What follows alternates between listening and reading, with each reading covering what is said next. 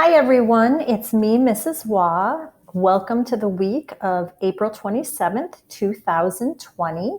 I just wanted to let you know from here until the end of the year, we will have a new layout for the STEAM lessons. I will be in your bottom corner and I will walk you through everything. With that, let's get ready to begin with our STEAM acronym. Science, technology, engineering, art, math. This lesson is going to focus on something called loose parts. Loose parts are materials that can be moved, carried, combined, redesigned, lined up, taken apart, put back together again in multiple ways. They are materials with no specific set of directions that can be used alone or combined with other materials. If you look at this image here, you will see there are shells, bits of paper, plastic top, leaves, looks like little tiny pieces of wood, some buttons, yarn, twine, some beads. You could use all of these materials to create a piece of art, or you can use all of these materials to create a town for your dolls, or you can choose to only use the shells to create something. You actually have experience with using loose parts. In STEAM class, when we use STEAM bins, many of you have created different things when you use the small animals and blocks, Kiva planks, and so much more. When my own children were younger, this is how they played.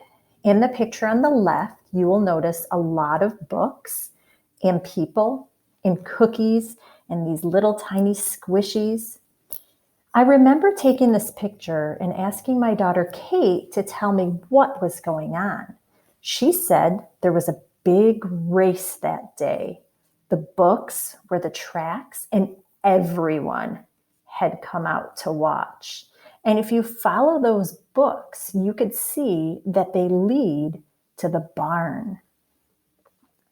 The picture on the right, just right above my head, is from when my son was in preschool. He used stone pieces to build a home for his dinosaurs. In both photographs, you can see that there are different kinds of materials that both my children used with their imagination while playing. I found this photograph online. A little girl had used a lot of different materials to create structures. In this case, she didn't really have an idea in mind, but ended up creating a piece of art. If you look closely, she used a lot of different materials such as marbles, popsicle sticks, buttons, glass discs, rocks, and little tiny mini paper clips.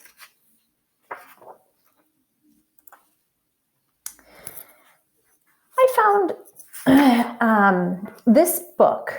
You know how much I love reading you stories, and I found this one is perfect for loose parts. In this story, Frady's Zoo, a little girl is afraid to go to the zoo, but she doesn't remember why. So her family tries to help her remember. They use many different loose parts to create animals to help her remember why she is afraid of the zoo. I hope you enjoy this story.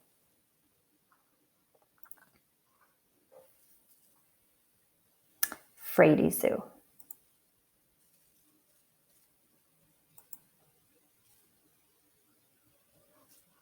Frady's Zoo by Thyra Heater.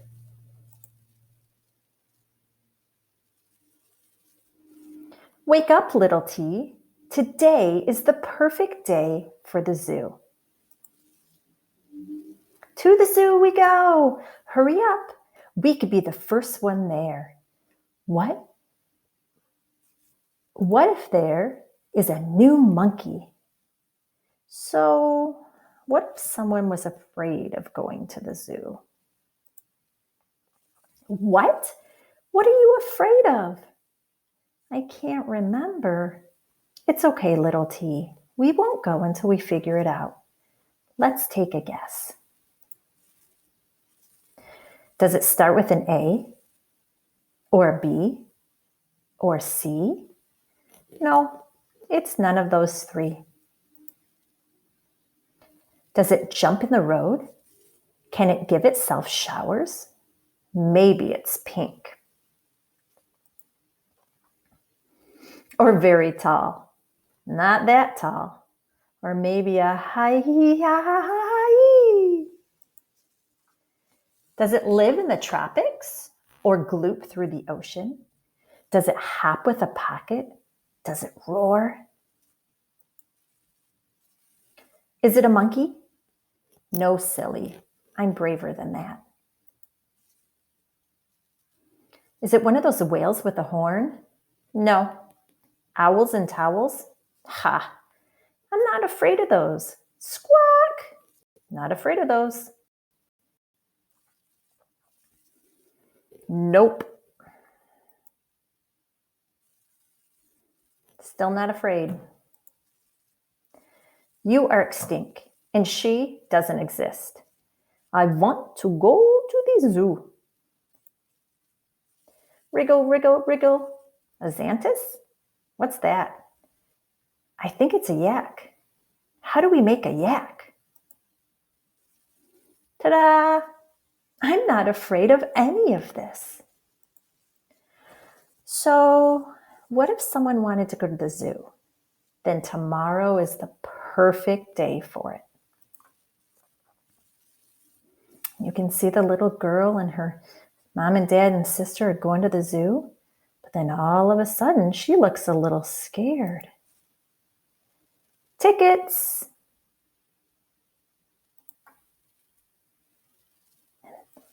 They both look, and the little girl isn't afraid, but her sister is. Ah!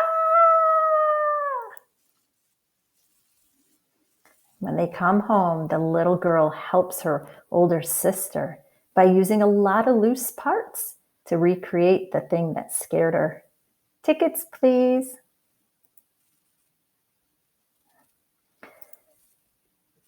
The end.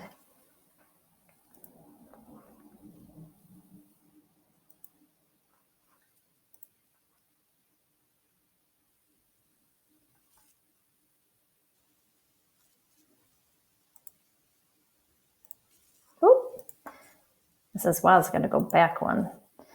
All right, now it's your turn. You get to choose an activity. You could do loose parts art, where you can use various art materials to create a piece of art, like that little girl did. I showed you where she used different wood blocks, stones, popsicle sticks. You could do loose parts play. Use different types of toys in your imagination to create a world that you love. Or you could do something called a loose parts tub. Have a family member put different toys, objects, and materials in a plastic tub or a container for you, and using that stuff, create something amazing. Well, I just wanted to say thank you for listening to my lesson. I would love to see some photographs of your work. Your parents can email me at the email address below. I'll be back next week.